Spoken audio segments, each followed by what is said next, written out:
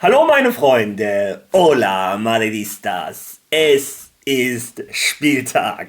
Heute um Viertel nach 4 empfängt Real Madrid im Santiago Bernabéu Betis Sevilla. Und nach den Ergebnissen von gestern steht Real Madrid heute wieder einmal gehörig unter Druck. Was da los ist, das schauen wir uns natürlich an. Wir schauen uns auch das Abschlusstraining an. Wir schauen uns auch die erwarteten Aufstellungen an vom Marca von As. Ich habe also alles für euch. Wir hören auch in die Pressekonferenz von Xabi Alonso, denn er wurde zweimal gefragt, möchte Real Madrid noch Verstärkungen in diesem Wintertransfermarkt? Und er hat zweimal meiner Meinung nach so rumgedruckst, das können wir uns auf jeden Fall anhören. Das passt nämlich zu einer Nachricht, die wir auch in diesem Video heute besprechen. Xabi Alonso soll den Vorstand von Real Madrid um Ruben Neves gebeten haben. Also, was da los ist etc. schauen wir uns natürlich an. Zu guter Letzt auch die Aufstellung, die ich machen würde, wenn ich Trainer von Real Madrid wäre. Also, wie ihr hört, wieder einmal ein interessantes, vollgepacktes Video. Viel Spaß dabei.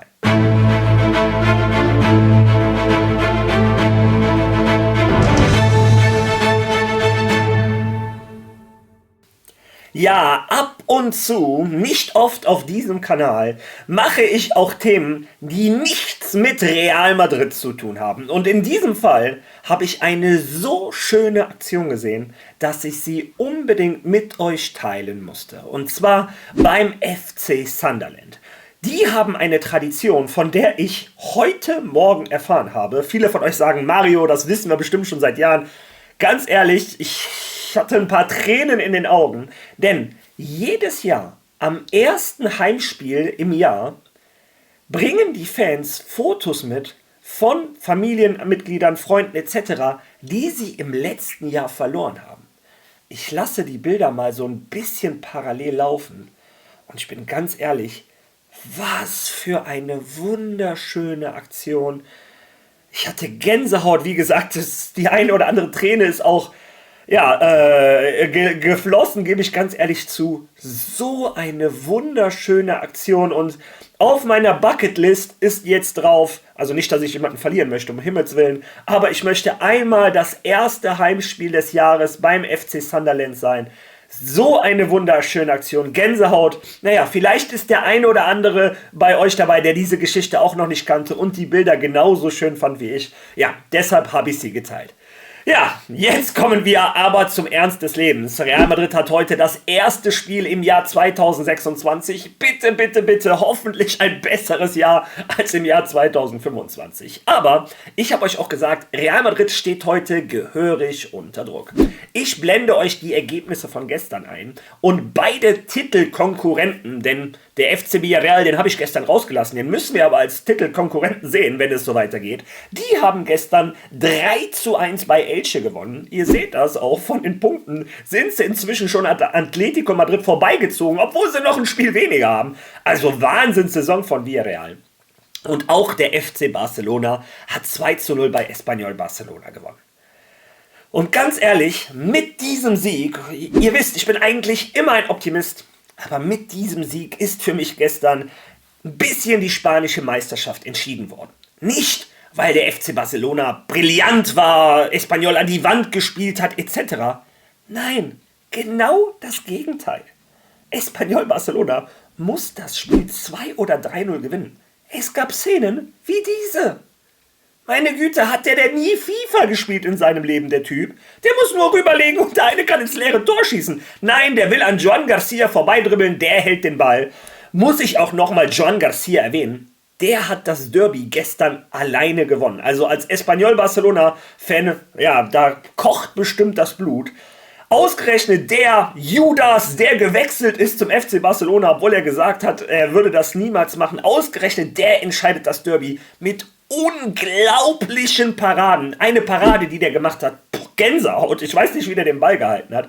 Und ich bin ganz ehrlich, wenn wir nicht Thibaut Courtois im Tor hätten, wäre ich neidisch auf den FC Barcelona. Die 25 Millionen haben sie richtig gut investiert. Joan Garcia hat das Derby alleine entschieden.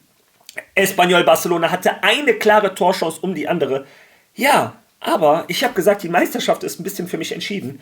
Ja, es kommt so Wenn du als große Mannschaften in diesen Spielen am Ende 3 Punkte holst, weil du zweimal vors Tor kommst gefühlt und 2 Tore machst in der 86. und in der 92. Minute, das sind eigentlich die Jahre, in denen du Meister wirst.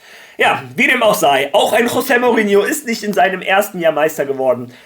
Ich bin gespannt, vielleicht überzeugt mich ja Real Madrid eines anderen, aber Stand heute der FC Barcelona 7 Punkte vor Real Madrid, ein Spiel mehr. Real Madrid muss heute gewinnen, um auf 4 Punkte zu verkürzen. Also der Druck ist da. Ja, und der Druck ist da. Der Druck wird den ganzen Monat da sein. Denn was im Januar auf Real Madrid zukommt, ist absolut verrückt. Dazu nur schnell die Überschrift dieses Artikels. 10 Spiele und eine Zukunft stehen auf dem Spiel. Real Madrid steht ein ereignisreicher Januar bevor, in dem Teile der Saison in 4 Wettbewerben ausgetragen werden. Wenn Real Madrid im Supercup gegen Atletico verliert, wird Xabi Alonso entlassen. 2026 ist ein Schlüsseljahr in der Geschichte von Real Madrid. Das ist die Information von OK Diario. Ich sehe die persönlich anders. Ich glaube nicht, dass ein Xabi Alonso unbedingt entlassen wird, wenn wir gegen Atletico Madrid im Supercup verlieren. Ich habe euch vor der Jahreswende gesagt, dass die letzten 3 Spiele gegen Talavera, gegen Sevilla und das davor habe ich jetzt vergessen, aber ihr werdet mir bestimmt helfen. Wenn Xabi Alonso eins von diesen 3 Spielen verloren hätte, dass Real Madrid wahrscheinlich seinen Weg sich vom Trainer getrennt hätte. Aber ich glaube, durch diese 3 Siege am Stück, die waren bei weitem nicht schön, aber die 3 Siege wurden eingefahren. Ich glaube, dadurch hat er sich einen kleinen Puffer erarbeitet. Sollten wir heute gegen Betis Sevilla untergehen und gegen Atletico Madrid auch, natürlich kann dann der Trainer entlassen werden. Aber laut meinem Verständnis glaube ich einfach mal, Xabi Alonso hat einen kleinen Puffer. Ja, schauen wir uns mal zusammen diesen verrückten Januar an. Wie ihr seht, starten wir heute mit dem Spiel gegen Betis Sevilla. Aber am Donnerstag geht es schon weiter im spanischen Supercup gegen Atletico Madrid. Das Ganze schon in Saudi-Arabien. Sollten wir dieses Spiel gewinnen, wie ihr seht, am 11., 3 Tage später das Finale, das wäre gegen den Sieger aus dem Spiel FC Barcelona gegen Athletic Bilbao. Ich gehe fest vom FC Barcelona aus, die haben erstens einen Lauf und Athletic Bilbao ist so ein bisschen am Stocken. Aber wenn wir dieses Finale spielen, dann wieder 3 Tage später steht der spanische Pokal an, für uns dann in der 2. Runde, das ist aber glaube ich schon das Achtelfinale. Ja, und wie wir die spanische Fußballföderation kennen, wir kennen den Gegner immer noch nicht. Also wir müssen sehr wahrscheinlich auswärts im Pokal spielen und kennen den Gegner bis heute immer noch nicht. Und das Ganze ist in 2 Wochen. Geil, wenn du Organisator bist für Reisen von Real Madrid. Wie dem auch sei. Dann kommt aber auch schon 3 Tage später im Bernabeu Levante zu Gast. Ja, und dann kommt direkt 2 Tage später die Champions League. Wir wissen, wir müssen in der Champions League die vollen Punkte holen, um unter den ersten 8 zu bleiben. Kurz danach das sauschwere, wichtige Auswärtsspiel bei Villarreal. Da geht es um die Tabellenspitze. Wie ihr seht, die sind in der Tabelle direkt hinter uns. Und dann das alles entscheidende Spiel wahrscheinlich in der Champions League gegen Benfica Lissabon. Und zum Abschluss des Monats hoffentlich die Rache gegen Rayo Vallecano. Also wie ihr seht, ein absolut verrückter Januar. Wir spielen in 4 verschiedenen Wettbewerben. La Liga, Supercup, Pokal und Champions League. Dieser Januar könnte wegweisend sein für die restliche Saison von Real Madrid. Und ich kann nur hoffen, ich habe es jetzt in etlichen Videos wiederholt, dass unsere Jungs sich gut erholt haben, dass Xabi Alonso sich selber gut erholt hat und dass er endlich wieder er selber ist und die Entscheidungen in Richtung Real Madrid trifft. Ja, diesbezüglich muss man natürlich aber auch fragen, wie viel Entscheidungsgewalt hat er? Immer wieder kommt diese Spekulation, dass der Vorstand sich zu viel in die Aufstellung einmischt, dass der Vorstand ihm nicht das holt, was er verlangt. Ja, gestern wurde er zweimal gefragt, ob Real Madrid sich in diesem Winter noch verstärken muss. Hören wir uns mal die Antworten von unserem Trainer an. Hallo Xavi, Abraham Romero von El Mundo. Im Sommer, im Juli bei der Club-WM, als es um die Transfers ging, sagten Sie, dass Sie immer offen für Verbesserungen seien und dann kam schließlich Carreras. Ich glaube, das haben Sie gesagt, nachdem Hausen und Alexander Arnold kamen. Jetzt, wo der Januar-Transfermarkt öffnet, sind Sie offen, sich zu verbessern, oder ist der Kader... Und Santoro kam ja dann auch später. Ja, nein, ich denke, das ist unsere Pflicht, immer aufmerksam zu sein. Wir sind mit dem Kader zufrieden, aber wir müssen immer darauf achten, uns verbessern zu können, wenn sich Möglichkeiten oder ein konkreter Bedarf ergibt. Ich habe Sie schon einmal gefragt, ob diesem Real Madrid ein Spieler wie Xabi Alonso fehlt. Es ist vielleicht eine wiederkehrende Frage, aber es ist etwas, das in der Luft liegt, nicht wahr? Dass dieser Mannschaft, die eine sehr gute Mannschaft ist und sehr gute Spieler hat, vielleicht ein Mann fehlt, der das Spiel von Real Madrid organisiert. Ich möchte wissen, ob Sie das auch so sehen und ob Sie glauben, dass diese Figur für dieses Real Madrid wichtig wäre. Nein, ich arbeite mit der Basis, die wir haben, und mit dem Kader, den wir haben. Und es ist meine Arbeit und meine Pflicht, alles herauszuholen und so effektiv wie möglich zu sein und zu helfen, dass Spieler sich individuell weiterentwickeln und dass die Teile im Kollektiv zusammenpassen. Wir sind noch im Prozess mit guten und nicht so guten Momenten.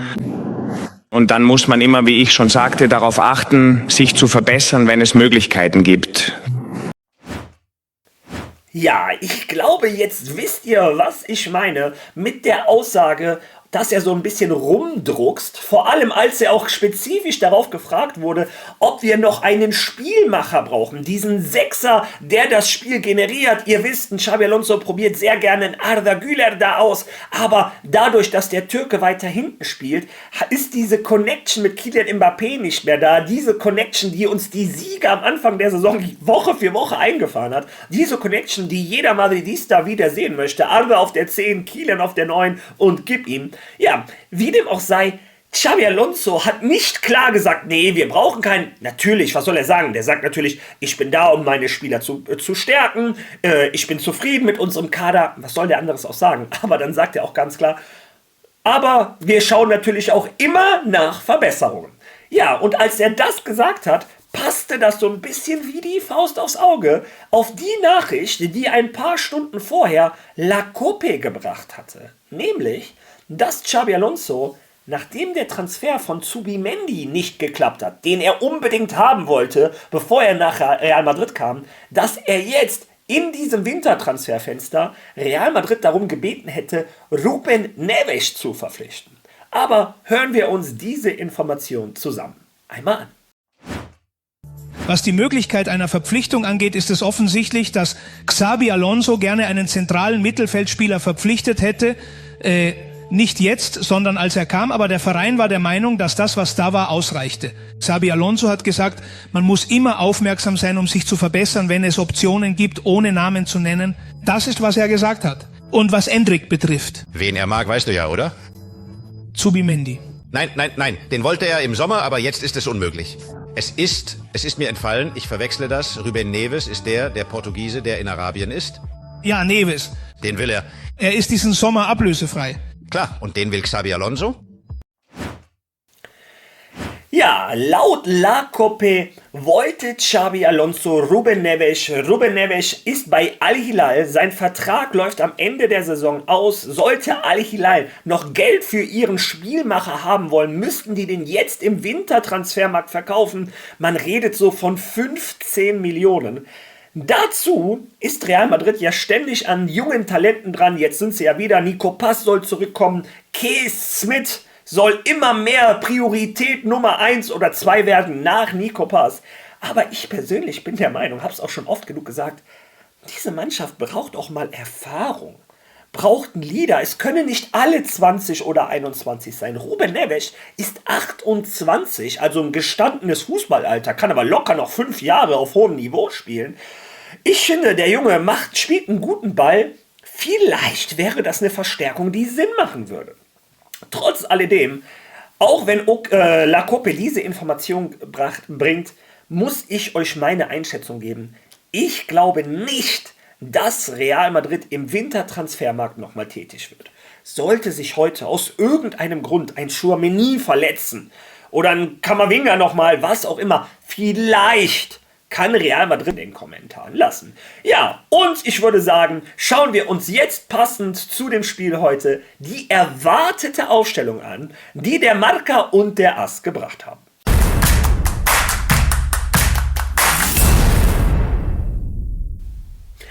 Übrigens, ihr werdet in beiden Aufstellungen, auch danach in der Aufstellung, die ich machen würde, wenn ich Trainer von Real Madrid wäre, werdet ihr nicht Dienhausen sehen. Denn Dienhausen ist mal wieder verletzt. Ich weiß nicht, wie der das schafft. Der hat eine Zerrung im Bauchmuskel. Also langsam, aber sicher müssen wir auch über die Verletzungsanfälligkeit von Dienhausen reden. Naja, anscheinend über die gesamte Verletzungsanfälligkeit von der Abwehrreihe von Real Madrid. Also es ist wirklich unglaublich. Dienhausen fällt heute aus und es ist auch fraglich, ob er gegen Atletico Madrid im Supercup spielen kann. Also, naja, ich weiß nicht, wie dieser Junge das macht. Wir kommen gerade aus den Ferien, der konnte sich eigentlich erholen und hat sich den Bauchmuskel gezerrt.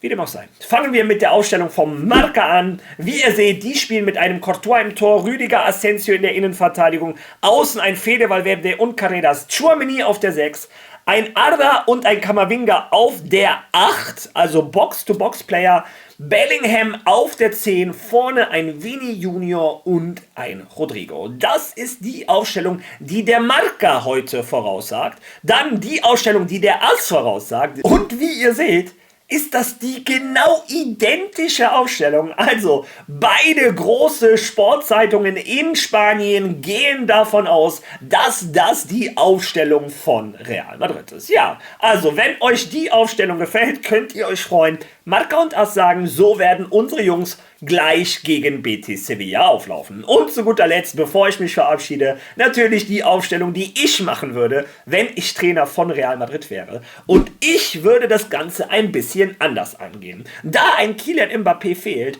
und wir gute Erfahrungen in der Club-WM gemacht haben, würde ich wieder ein bisschen in diese Aufstellung zurückgehen. Mein Torwart wäre Thibaut Courtois, soweit bleibe ich gleich.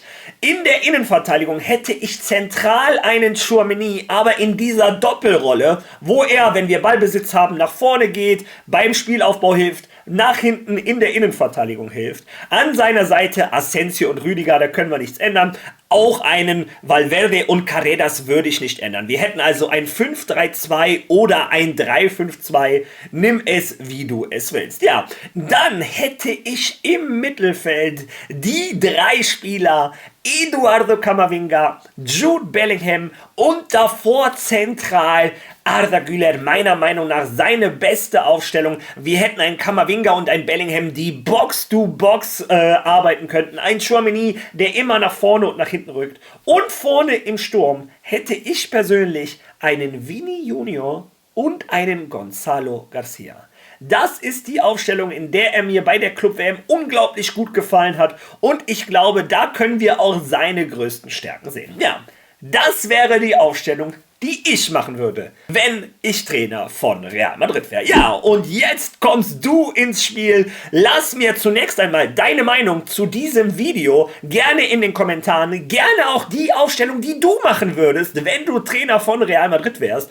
Würde mich sehr interessieren. Und wenn du schon mal da bist, lass doch ein Like da, teile dieses Video. Hypen, hypen, hypen. Lass ein Follow da. Wir sind knapp vor den 20.000. Vielen Dank dafür. Und ich würde vorschlagen, wir sehen uns morgen wieder. Bis dahin. À la Marie!